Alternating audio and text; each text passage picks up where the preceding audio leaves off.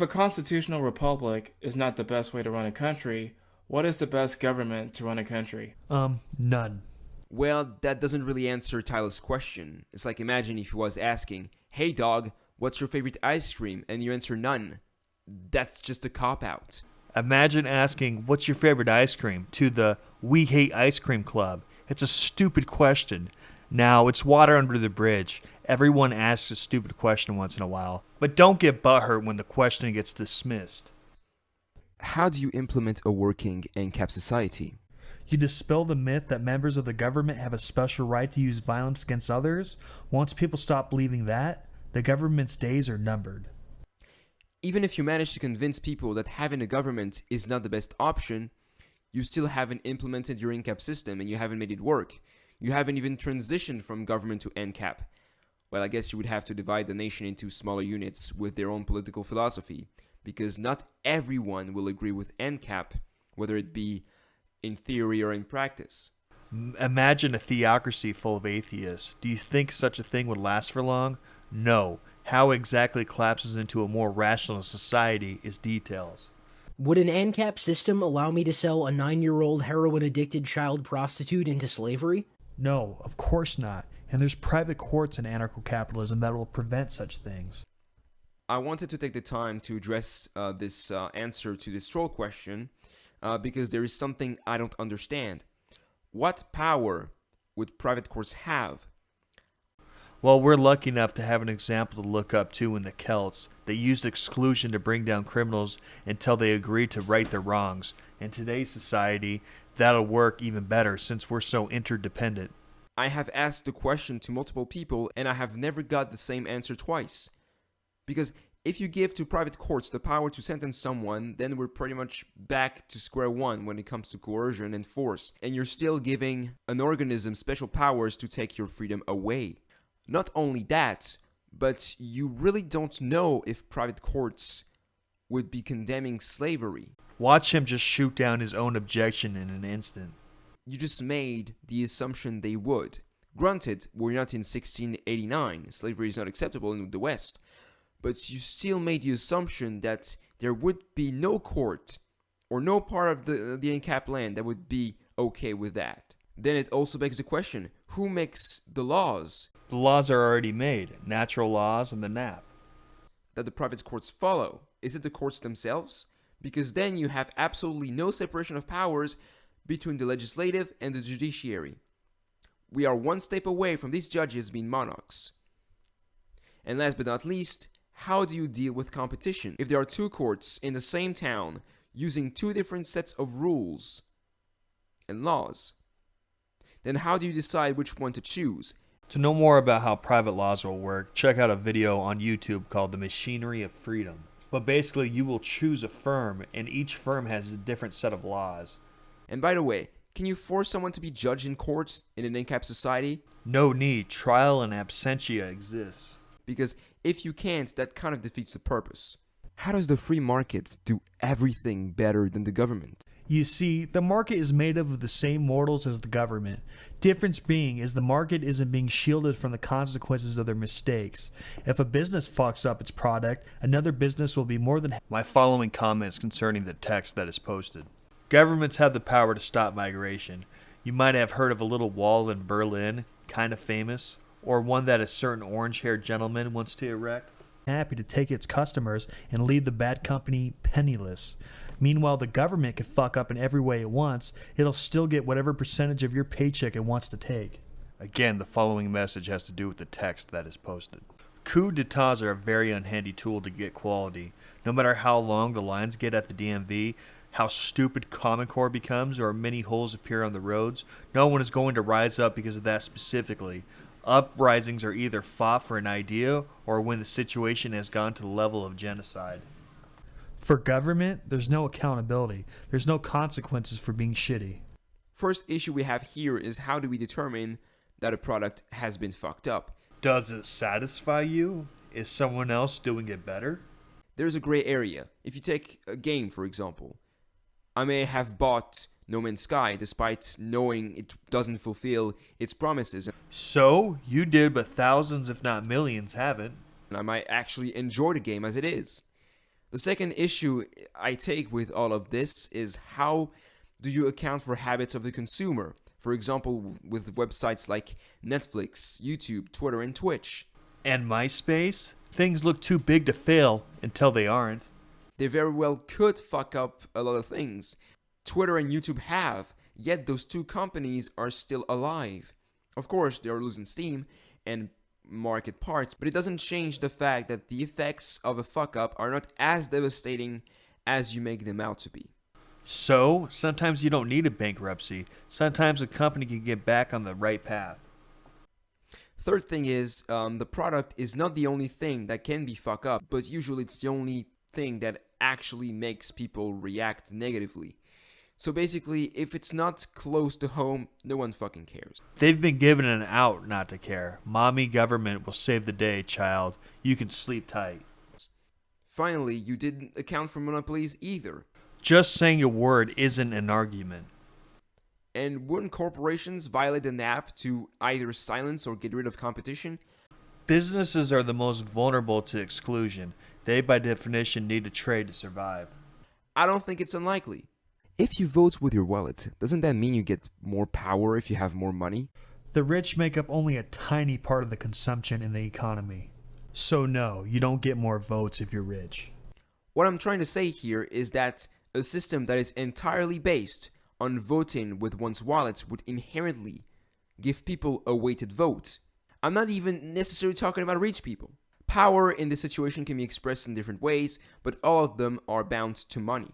The first one is, of course, buying power. That's how much you can buy, let's say, within a month. The second one, which is, of course, reliant on this buying power, is the options that you have. If you have more money, you'll be able to buy better quality products and more of the same standard quality products low household incomes default to. And finally, the third one, which basically relies on the first two, is the importance of your boycott. Basically, if you stop buying products or services from a certain company, the impact is inherently dependent on how much money you use to spend on this company.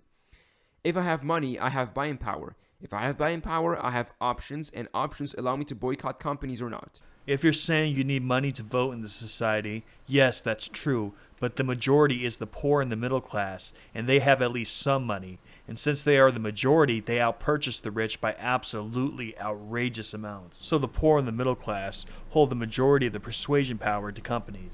So just having a little bit of money, which most people have, that gives you the right to vote with your wallet.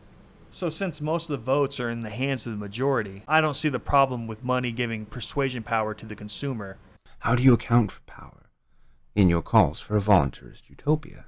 Well, not to be a dick, but first of all, we give power a concrete definition, so it's absolutely clear what we're talking about. Having power means your society thinks it's acceptable for you to violate other persons and property. If you disagree with my definition, think about it. What common factor do all rulers share? This thing doesn't just appear out of thin air when people are together. It's a myth. A myth a society holds and perpetuates. Get rid of it and power goes away. The way you answered Nick's question, to me, screams cop-out. You continuously using the word cop-out screams cop-out. Because, first of all, you want a concrete definition of power, but when you answered my question, the definition of power was not an issue. I knew what you meant. The actual definition of power is of secondary importance. I felt no need to be pedantic. You very well understood what power was at that time, and I think you still understand what it is now that you're responding to Nicholas. You just want to avoid the question. Yes, because your questions are so fucking hard. Second of all, you have no evidence to support a claim that rulers do not appear naturally. If you tell your audience to go to a YouTube video and to comment that Anarchy Ball sent them, that's power, but you didn't force anyone. It's a fundamentally different thing compared to the power politicians hold. They could have said, no, fuck you, Anarchy Ball, and that would have been that. If you do that to a politician, well, imagine two people in Africa watching rows of slaves chained together, marching to the ports to be shipped to the Americas. One of them says, we should get rid of slavery. The other answers, but won't people sometimes decide to walk in rows? Won't they decide to go to ships to Americas? Won't that bring back slavery? That's what this conversation sounds like. Me telling my fans to do something is as far cry from government as voluntarily walking in a row is from slavery. You didn't violate any person nor property. You just influenced the course of their action. Power does not necessarily involve coercion, is what I'm saying. What would happen to people who simply cannot work? Well, you care about them, and I care about them, and there's a lot of other people that care about them. Seems like we already have a solution. If you care about something, you'll be willing to fork aside a bit of money.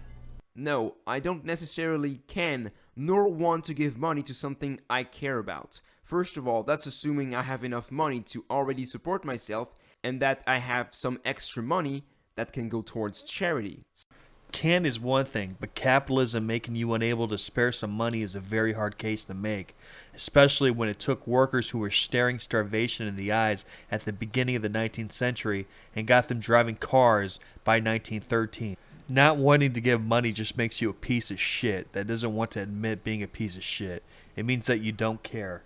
And I find it funny that you say you can't afford to give to charity, although you are not paying sales tax or income taxes anymore. You would have plenty of money to give to charity. Second of all, that's assuming I want to give money. You piece of shit. Why the fuck wouldn't you want to give money? So you wouldn't give money voluntarily? You would only give money if it was involuntarily stolen from you by the government? That's stupid. And if you don't care about the poor and want to give money to them, then why are you sitting here defending them right now, saying that they should be paid for? Obviously you do care about them and you would give them money, so stop acting like you wouldn't. Well, you may be saying, well, I will pay for the poor, but a lot of people won't. Well, not everybody needs to pay for the poor to be taken care of. There's definitely enough people that care about the poor to take care of them. And that I have extra money that will not be used for other projects, like for example buying a house or a new car. Third of all, will there be enough people willingly giving money to individuals who, by their very state, can't work? I'm thinking about people struggling with mental illness. As I already stated, yes, there's enough people to take care of these people, yes. People recovering from an injury or having cancer. These people are not in the medical condition to work, that's obvious. And I doubt there would be big enough charities to put such a system in place that it can replace welfare. Charity will likely be bigger than the welfare system because there's no money being wasted on war and there's no money being wasted on government incompetence. And by that I mean that if I have some serious problem that prevents me from collecting a paycheck, I can go there and ask for monetary help reliably. Yes, charity could sort all that out, yes. The other problem we have is that such a charity would have to be present anywhere near you, not to mention the upkeep of such charity. Yes, the charity would be close to the consumer, yes. Not all money that would be collected would go towards helping people. And in today's society, all the money doesn't go towards the people. It goes towards the employees. So what? Nobody works for free. Nobody's your fucking slave. So I hope you enjoyed this video. I hope Anarchy Ball that My following comments concerning the meme that's posted. It won't go to blowing them up either, unlike with the government. I think you misspelled strawman cancer there. Nothing there makes any sense whatsoever. Slaves, copyright, what the fuck are you talking about? You've been keeping this facade of politeness, but I can see you boiling inside. How dare we advocate for a society that isn't based on violence? we may have some interesting discussions together. The following message has to do with the meme that is posted. The more rare a road is in a city, the more valuable. If you buy 4 out of 5 roads going into New York, the last one will be worth billions. Too much for anyone to buy. Plus, you yourself will most likely find yourself excluded for such behavior. And I hope you're gonna respond to this video because I really want to know how you're gonna, enlighten me. Concerning the meme you just posted, it seems that you're saying that only government can be trusted. On this issue. Fuck you guys. Yes, let the hate flow through you.